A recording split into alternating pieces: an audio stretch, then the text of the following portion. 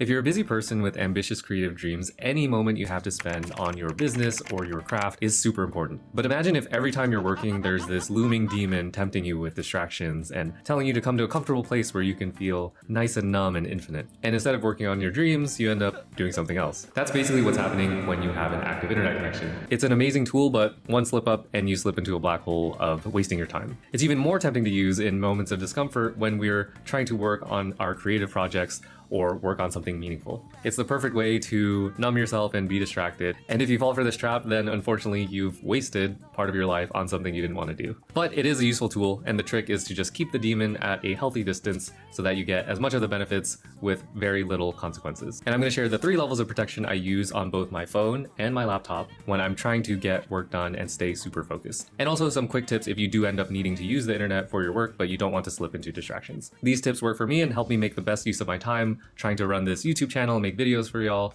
make designs, and also work on my art and my business. If you're interested in stuff like that, subscribe and take a step towards learning more to fulfill your creative dreams. Level 1 with my phone is I don't keep it in my pocket when I'm working. I also just keep it physically away from me somewhere in the room. So I'll either throw it under my desk or put it somewhere where I won't remember where it is so that I'm not tempted to check it because I won't know where my phone is, and then I'll just go find it later. Level 2 is I actually put it in another room in a drawer by my bed. This is my home office, but I'll physically take my phone, usually in the morning, stick it in this drawer, I'll forget about it, and I have it on do not disturb mode so it doesn't really bother me. And level 3 is I just turn off the phone completely and then put it away. And I've also already deleted all the distracting apps on my phone. I don't have Instagram, Discord, or anything tempting on here. So even if I do turn it on and I do check it, all I can really do is look at text messages and check the weather. On top of that, with the browser, I actually have content restrictions on. On iOS, you can block certain websites so that you can't really use them, or it's really inconvenient to try and use them. I use that for things like Reddit or other things that are still accessible by the browser. I can still use the browser for useful stuff, like looking something up quickly, but I'm not gonna get sucked into any distractions. So that makes my phone essentially a very useful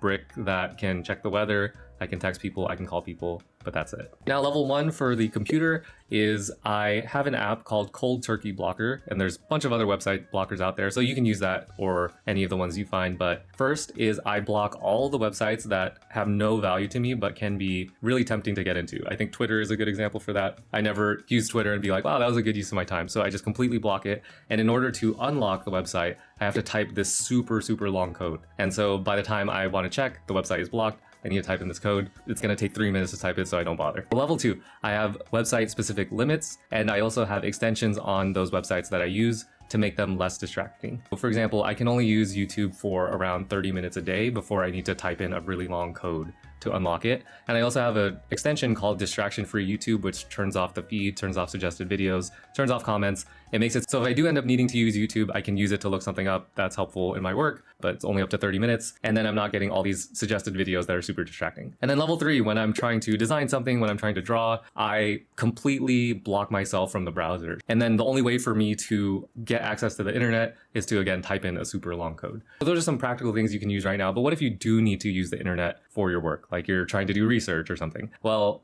there's a couple things you can do. One is to just find what you need and then disconnect from the internet. So either block your browser or turn off your Wi-Fi or unplug the Ethernet cord from your computer. That way you have what you need, but you're not going to be going down rabbit holes of researching to try and get your work done. And that can still be too inconvenient. So what you can do is just have blocks of focus time where, let's say for the next 45 minutes, you're not going to be connected to the internet. You disconnect your router or whatever. And then as you find you need to look stuff up or use the internet for whatever reason, just write down what you want to do. And then after the 45 minutes is up, go and do it. And this makes it so you're focused on the work and not the stuff around the work, like researching, which can feel productive but isn't really. You'll find that if you disconnect more, you really don't need to be that connected to get your work done. Use those tips. If you like this video and you want to learn more, check out my other videos. Subscribe if you want to create more stuff in little time and improve as much as possible. That's what I'm talking about on my channel, and I'm going to be showing off some of my work as well. So check it out. Thanks. See you later. Bye.